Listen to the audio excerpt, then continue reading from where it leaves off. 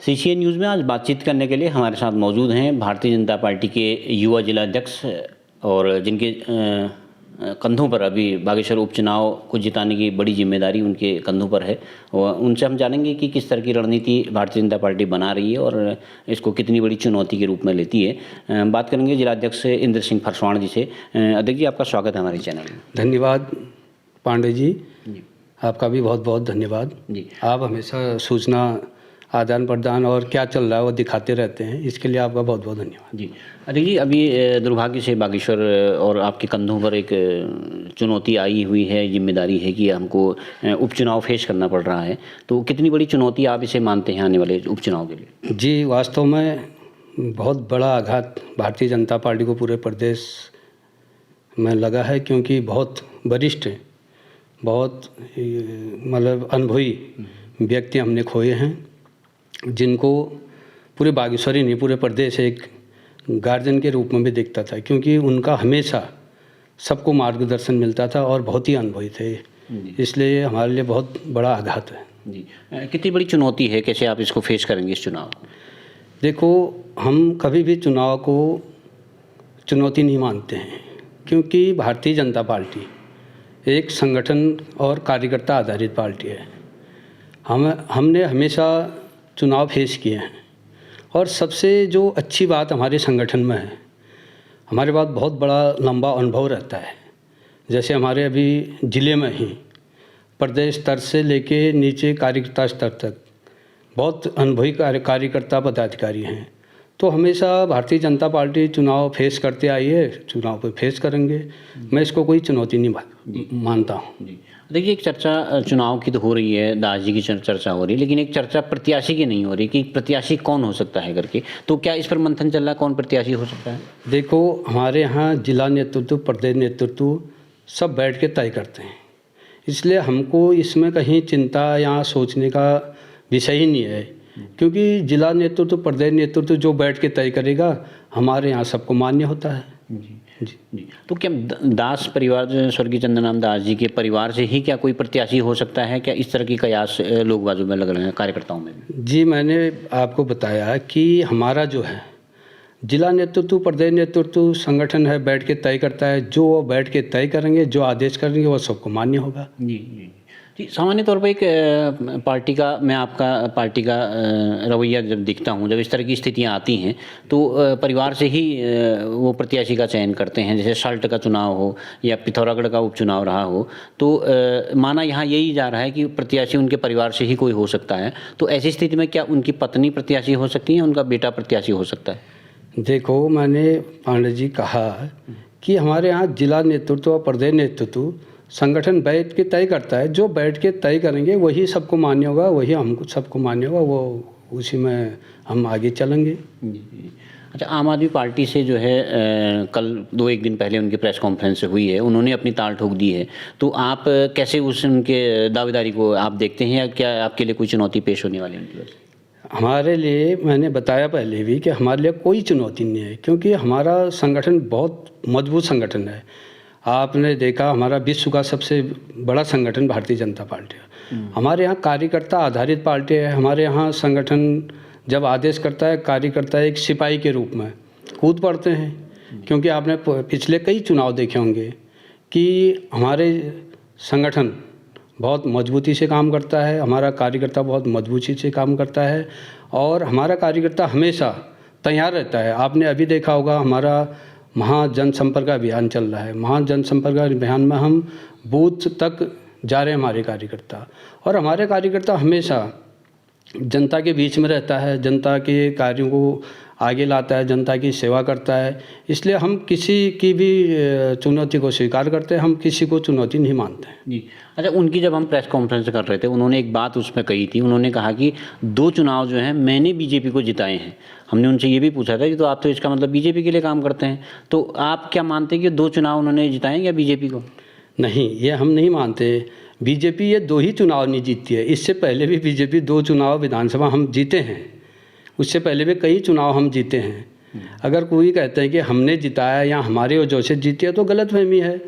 अगर वो चुनाव जिताने वाले होते तो खुद जीतते, और ऐसा भी नहीं है कि हम उनके चुनाव लड़ने के बाद ही चुनाव जीते हैं। इससे पहले भी आपने देखा हम कई चुनाव फतह कर चुके हैं। तो ये जो कह रहे हैं कि हमारे वजह से चुनाव जीते हैं, ये उनकी जो है उनके मन में एक गलतफहमी है। जी। अच्छा, कांग्रेस जो है बीजेपी को मुद्दों के आधार पर घेरने की कोशिश कर रही है कि बागेश्वर विधानसभा का जो है डेवलपमेंट नहीं हो सका है, तो वो इस उपचुनाव में शायद बीजेपी को घेरने की कोशिश कर रही है। आप क्या मानते हैं इसको?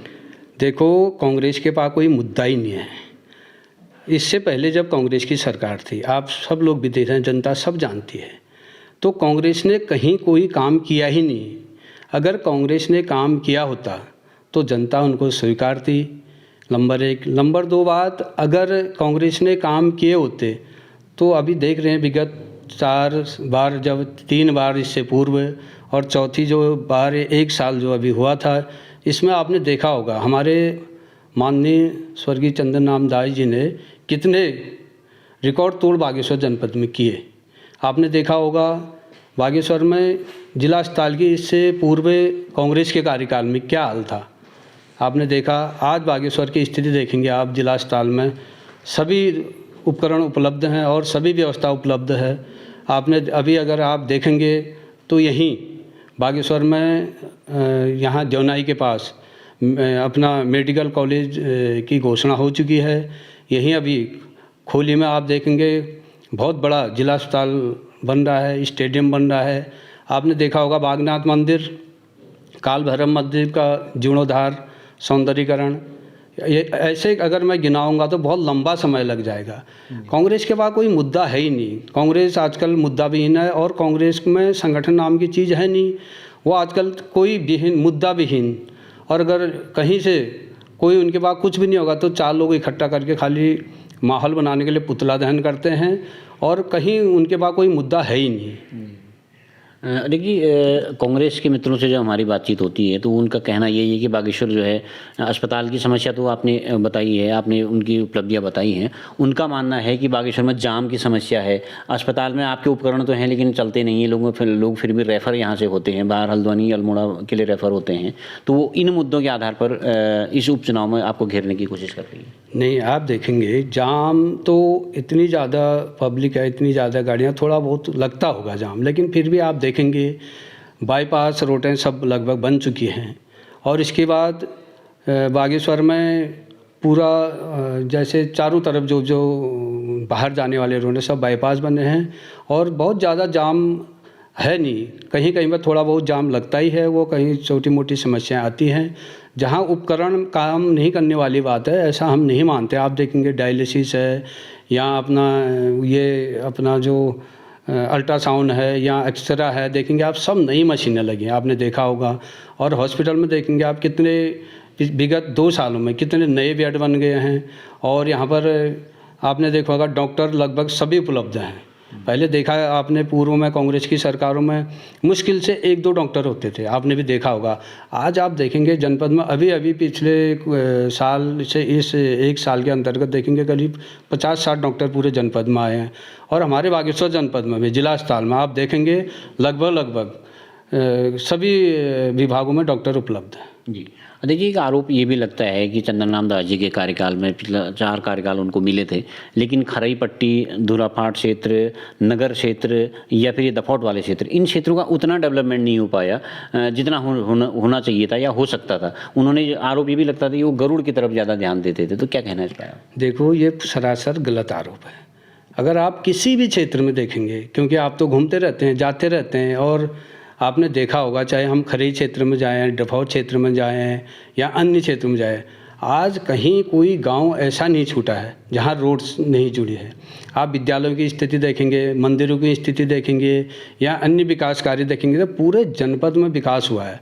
अगर कांग्रेस ये मुद्दा बना रही है कि केवल गरुड़ में विकास हुआ है तो वो गलत बातें कर रहे हैं, क्योंकि आप किसी भी क्षेत्र में जाएंगे कोई गाँव आज छूटा ही नहीं है जहाँ रोड से नहीं जुड़ा है।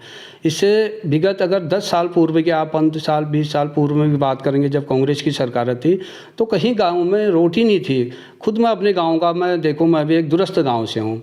मेरा गांव बागेश्वर का लास्ट गांव है, उसके बाद गरुड़ ब्लॉक लग जाता है। तो जब हम पढ़ते थे तो हम 5 किलोमीटर पैदल आते थे। आज हमारे गांव में 3 जगह से रोड टच है इसी 15 साल में। तो मैं अपने गांव का उदाहरण देख के मानता हूं कि कहीं विकास में भेदभाव किया ही नहीं माननीय मंत्री जी। कांग्रेस का खिसाई बिल्ली खंबा नोचे, ये कांग्रेस का गलत आरोप है जी।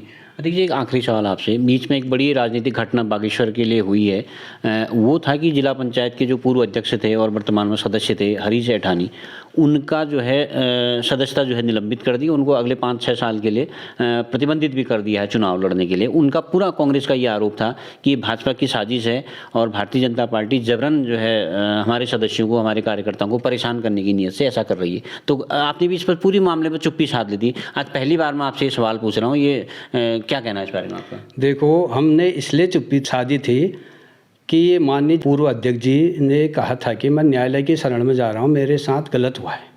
आपने पूर्व में देखा होगा जब उनके माननीय राष्ट्रीय अध्यक्ष हैं राहुल गांधी जी की सदस्यता गई, उन्होंने बीजेपी का पुतला फूंका था। उन्होंने कहा कि बीजेपी ने उनकी सदस्यता रद्द करा दी, और जबकि वो आदेश जो था न्यायालय का था, माननीय न्यायालय ने वो आदेश दिया था। वैसे ही जनपद बागेश्वर की घटना का है जो आप के माध्यम से हमने भी देखा कि बीजेपी वालों के पुतले फूके जा रहे हैं। मैंने पूर्व में भी बताया भी कि वो 4 लोग इकट्ठा होकर पुतला फूक रहे थे। वो कहते कि जनता रोडों पर आ जाएगी, ये हो जाएगा, मैं न्यायालय जा रहा हूँ, न्यायालय से मुझे न्याय मिलेगा। जब वो न्यायालय की बात कर रहे थे, इसलिए मैंने चुप्पी साधी थी। मैं इंतज़ार कर रहा था कि न्यायालय से क्या निर्णय आता है, क्योंकि माननीय न्यायालय का जो निर्णय होगा वो सबको मान्य होता है, इसलिए मैंने चुप्पी साधी थी। और जहाँ तक सदस्यता जाने वाला सवाल है जो उनका कि मेरी सदस्यता बीजेपी ने रद्द की, बीजेपी को कहीं आप सब लोग भी, जनता सब जानती है कि बीजेपी किसी की सदस्यता रद्द कर ही नहीं सकती है, वो अधिकारी नहीं है।